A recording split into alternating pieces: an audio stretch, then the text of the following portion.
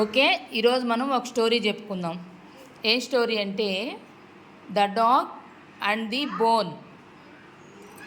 కుక్క మరియు ఎముక. ఎముక కుక్కని ఇంగ్లీష్లో ఏమంటాం? ఎముకని ఏమంటాం?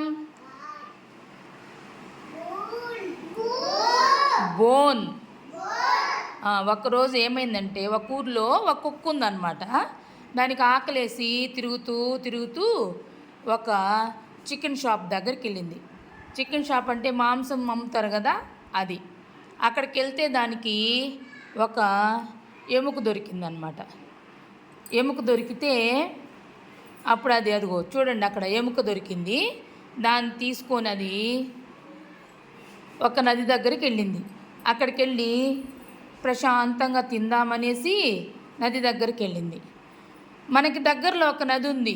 ఏం నది అది? ఏ నది?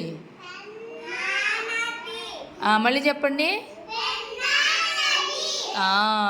మన పెన్నా నది మీద కూడా బ్రిడ్జి ఉంది కదా, అట్లాగే అక్కడ చూడండి బ్రిడ్జి ఉందన్నమాట.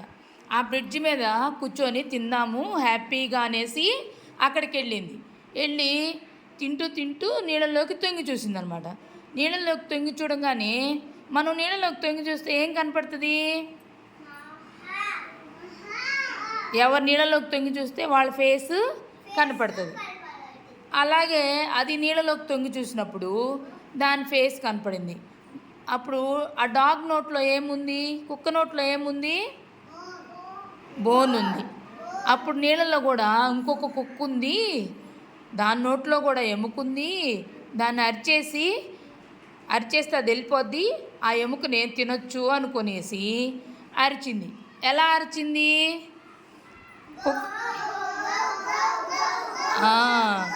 అరవగానే ఏమైంది? దాని నోట్లో ఏముంది? ఎముకుంది. ఎముక ఏమైంది? ఎక్కడ పడిపోయింది? నీళ్ళల్లో పడిపోయింది.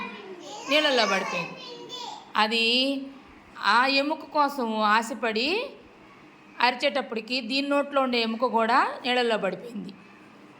అప్పుడు అయ్యో నా ఎముక కూడా పడిపోయింది అని చెప్పేసి ఏడ్చుకుంటూ వెళ్ళిపోయింది. దీనిలో నీతి ఏంటంటే దురాశ దుఃఖానికి చేటు, అతిగా ఆశపడకూడదు. ఓకేనా? స్టోరీ అయిపోయింది. Very good.